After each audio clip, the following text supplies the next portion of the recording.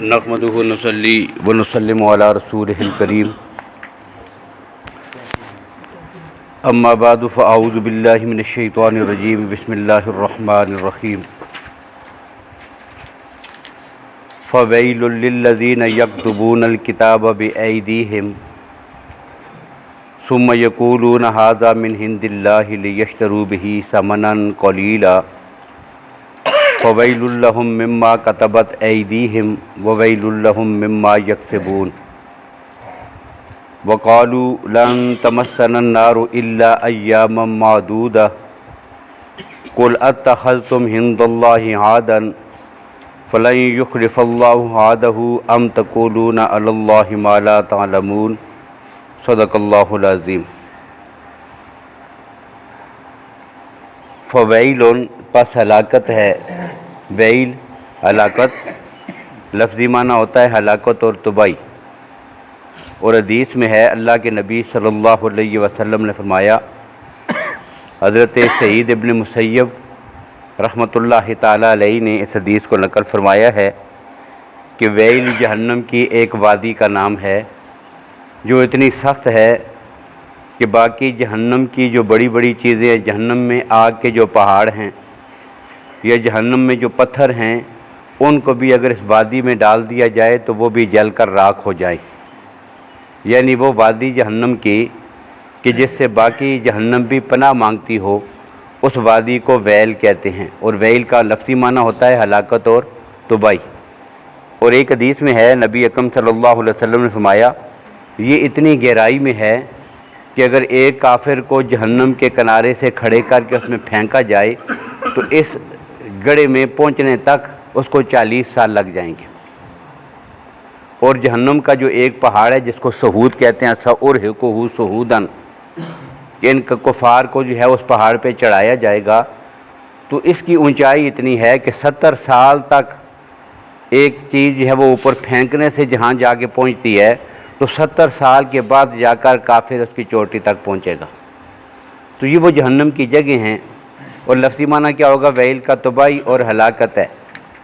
للذین، ان لوگوں کے لیے، یکتبون جو لکھتے ہیں، کتابت لکھنا، الکتابہ کتاب کو، لکھی ہوئی چیز کو، کتاب اصل میں لکھی ہوئی چیز کو کہتے ہیں، بایدیہم اپنے ہاتھوں سے، ثم پھر یقولون وہ کہتے ہیں، ھذا من عند اللہ، یہ اللہ کی طرف سے ہے، لکھتے خود ہیں، اپنی طرف سے لکھتے ہیں، اپنی پسند کی چیزیں لکھی ہوئی ہیں، اپنی تحریریں ہیں، اس کو منسوب کس کی طرف کرتے ہیں؟ اللہ کی طرف، کہ یہ اللہ کا کلام ہے، یہ اللہ کا حکم ہے، اللہ نے یوں فرمایا ہے۔ لیشتروا، وجہ کیا ہے؟ لیشتروا، تاکہ وہ خرید سکیں، لے سکیں اس کے بدلے میں، ثمناً قلیلاً، تھوڑا سا بدلہ، دنیا کا عارضی حقیر سا عوض، معاوضہ۔ فویل، پس ہلاکت ہے اس کے لیے، مما کتبت ایدیہم، جو انہوں نے اپنے ہاتھوں سے لکھا، وویل، اور ہلاکت ہے ان کے لیے، مما یکسبون، اس وجہ سے کہ جو وہ کرتے تھے، ان کے کسب کی وجہ سے، اس فعل کی وجہ سے، اس عمل کی وجہ سے ان کے لیے ہلاکت ہے۔ اب یہ جو آیت ہے اس میں آپ نے پیچھے دیکھا کہ 3 اقسام جو ہے وہ یہود کی ذکر ہوئی تھی۔ ایک وہ لوگ تھے کہ جو پڑھے لکھے ہیں اور ان کے بڑے ہیں، دوسری ان کی پڑھی لکھی اور کچھ جاننے والی عوام ہے، اور تیسرا طبقہ ان کا وہ تھا کہ جو بالکل ان پڑھ ہیں اور صرف تمنائیں، آرزوئیں، خواہشات، یہ ان کا ساری کچھ پونجی یہی چیزیں ہیں۔ اب یہاں پر پھر ان کا ذکر ہوا کہ جو پڑھے لکھے ہیں، اب یہاں پر انہوں نے اللہ کے کتاب میں تحریف کی ہے، شریعت میں تحریف کی، اس میں رد و بدل کیا، وہاں پر یہاں ان کے ایک اور کرتوت کا ذکر ہے۔ وہ کیا؟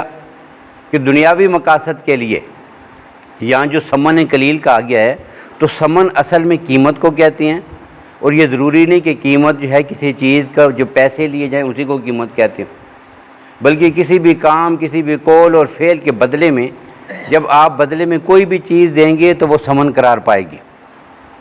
اب ان کا مطلوب کیا ہوتا تھا کہ دنیا والوں سے پیسے بھی بٹوریں، ان کے ہاں ہمیں شہرت بھی حاصل ہو، عہدے حاصل ہو، مناصب حاصل ہوں، دنیا کی عارضی زندگی کو پرسکون اور پرمسرت بنانے کے لیے، اپنے طور پر عوام کو خوش کرنے کے لیے ان کی مرضی کے مطابق ان کو مسئلے بتاتے تھے۔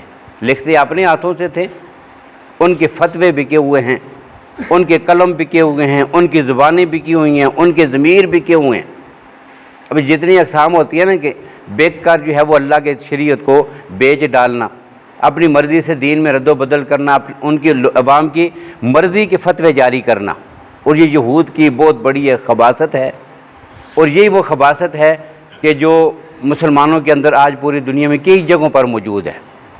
وہ بکے ہیں اور انہوں نے جو ہے وقت کے حکمرانوں کے لیے، ظالموں کے لیے ان کے اعلیٰ کار بن کر، کفریہ طاقتوں کے اعلیٰ کار بن کر انہوں نے کیا کیا؟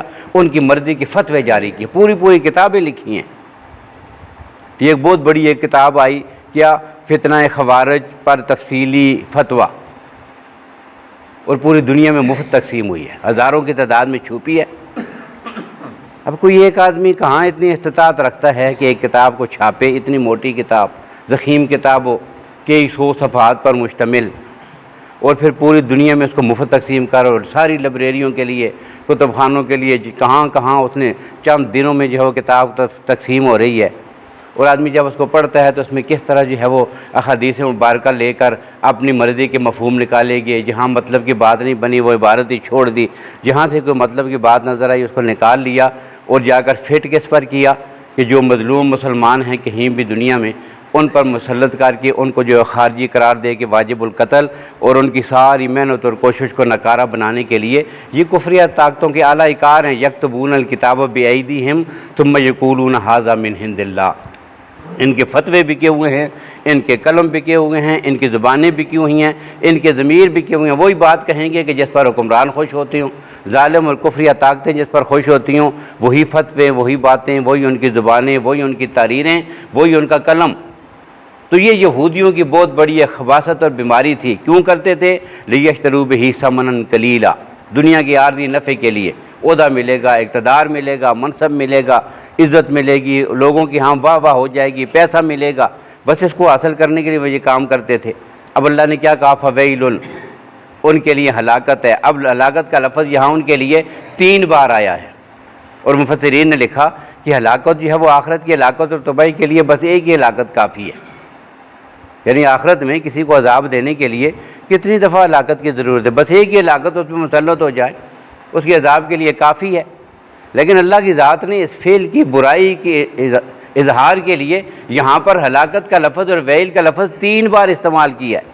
شروع میں بھی ویل للذین یکتبون، پھر آگے ان کی سزا مقرر ہوئی، وہاں پر بھی فویل للذین فویل لہم مما کتبت ایدیہم، جو ہاتھوں سے لکھا اس کی وجہ سے ایک تباہی، اور دوسری تباہی ان پر اس کے لیے کہ جو کچھ وہ کما رہے تھے۔ یہ دونوں انداز، لکھنا اپنی طرف سے، اللہ کی طرف منسوب کرنا، یہ بھی تباہی کا ذریعہ، اس پر جو پیسے کمائے وہ بھی تباہی کے ذریعے۔ اب ایک خباثت یہاں یہ ذکر ہوئی ہے۔ پھر ان میں سے جو ایک طبقہ تھا وہ جو آرزوئیں کیا کرتا تھا، صرف جو ہے وہ آرزوؤں پہ زندہ رہنے والا طبقہ، ان پڑھ جاہل، چند آرزوئیں ان کو عقیدہ اور نظریہ بنا لیا۔ ان میں سے یہاں پر ایک عقیدے اور نظریے کا ان کا ذکر ہے۔ کیا کہتے تھے؟ لن تمسنا النار، ہمیں آگ نہیں چھوئے گی، الا ایاما معدودہ، صرف گنتی کے چند دن ہیں۔ بھائی ہم نے تو جہنم میں جانا ہی نہیں ہے، ہم کیا ہیں؟ جنتی ہیں، ہم تو پکے جنتی ہیں، یہ یہودی کہتے تھے۔ ہم نے جہنم میں نہیں جانا، ایاما معدودہ، بس گنتی کے چند دن ہیں۔ اب پہلی بات یہ ہے کہ جو آدمی کہتا ہے نا چند دن، گنتی کے چند دن، اس سے ایک جو ہے مراد ہوتی ہے تھوڑی سی مدت، بس چند دن رہیں گے، یعنی تھوڑی سی مدت وہاں پہ رہیں گے۔ اور دوسرا پھر مفسرین نے لکھا کہ چند دن سے اور کیا مراد ہو سکتا ہے، تو پھر انہوں نے یہ بات لکھی ہے کہ ان کے ہاں یہ تھا، وہ یہ کہتے تھے، کچھ یہودی یہ کہتے تھے کہ پوری جو کائنات ہے نا، اس کی جو عمر ہے وہ 7000 سال ہے۔ ان کے ہاں کتابوں میں لکھا ہوا ہے کہ ان کی پوری کائنات کی جو عمر ہے، جب سے حضرت آدم علیہ السلام پیدا ہوئے اور قیامت قائم ہوگی اس وقت تک پوری دنیا کی عمر 7000 سال ہے۔ اور ان کا نظریہ یہودیوں کا کیا تھا؟ ہر 1000 سال کے بدلے میں ہم ایک دن جہنم میں رہیں گے اور بس۔ تو گویا کہ 7000 کے بدلے میں ہم صرف 7 دن جہنم میں رہیں گے، باقی تو ہم جنتی ہیں۔ یہ ان کا عقیدہ ہے جی، یہ بنیادی عقیدہ ہے آخرت کے بارے میں کہ جو کچھ بھی کریں، جو ہماری مرضی ہو، ہم نے جانا کدھر ہے؟ جنت میں۔ ایک قول ان کا یہ ہے کہ یہ 7 دن ان کے مراد ہیں۔ دوسری بات انہوں نے یہ لکھی کہ یہ جو ایام معدودہ ہیں، گنتی کے کتنے دن ہیں، تو کہتے ہیں کہ جب موسیٰ علیہ السلام کوئی طور پہ گئے تھے اور ہمارے 70 آدمی وہ بھی ان کے ساتھ گئے، اس سے پہلے موسیٰ علیہ السلام وہاں پہ کتنا رہے؟ 40 دن تک، 40 لیلۃ، 40 دن وہاں جا کے عبادت کی، دن کو روزہ رکھا، اعتکاف بیٹھے، اللہ نے کتاب عطا کی۔ اسی دورانی میں پیچھے یہ ہوا تھا کہ پوری قوم نے بچھڑا بنا کے اس کی پوجا شروع کر دی تھی۔ یہ جو ہم سے خطا ہوئی تھی نا یہودیوں سے کہ ہم نے پیچھے جو اس کو اپنا خدا بنا لیا تھا، تو یہ 40 دن ہم جہنم میں رہیں گے۔ وہ 40 دن ادھر رہے تھے، وہ 40 دن ہم کیا قدر رہیں گے؟ جہنم میں رہیں گے۔ تو یہ ان کی سوچ تھی۔ اب اللہ کی ذات کہتے ہیں قل اتخذتم عند اللہ عہدا، کیا اتخذتم، تم نے لیا ہوا ہے اللہ سے کوئی معاہدہ، اللہ سے کوئی وعدہ لے رکھا ہے، اللہ کے ساتھ تمہارا معاہدہ ہو گیا ہے کہ بھئی تم یہ کہتے ہو صرف 7 دن ہم جہنم میں رہیں گے، یا صرف ہم جو ہے وہ 40 دن جہنم میں رہیں گے، صرف 1 سال جہنم میں رہیں گے۔ اور بعض ان کے ہاں ایک اور یہ بھی ان کی کتابوں میں نقل کیا گیا ہے کہ جتنی جس کی عمر ہو اتنا تو وہ جہنم میں رہے گا، باقی چونکہ آخرت کی زندگی ہمیشہ ہمیشہ کے لیے ہے، باقی جتنا وقت بچے گا وہ جنت میں رہے گا۔ مثلا ایک آدمی کی عمر 15 سال ہے تو وہ تو 15 سال جو ہے وہ رہے گا کہاں پہ؟ جہنم میں۔ 15 سال کے علاوہ باقی جتنا آخرت کا عرصہ ہے وہ سارا کدھر رہے گا؟ جنت میں۔ تو یہ ان کے اقوال تھے یہاں پر۔ اب اللہ فرماتے ہیں قل، میرے پیغمبر آپ ان سے فرما دیجئے اتخذتم عند اللہ عہدا، کیا تم نے اللہ کے ساتھ کوئی معاہدہ کر رکھا ہے، اللہ سے کوئی عہد اور وعدہ لے رکھا ہے کہ ہم نے پکا جنت میں ہی جانا ہے، اور اتنی ذمہ داری کے ساتھ جو ہے وہ اس بات کا دعویٰ کر رہے ہو کہ ہم ہی جنتی ہے۔ اب یہ عہداً جس سے کیا مراد ہے؟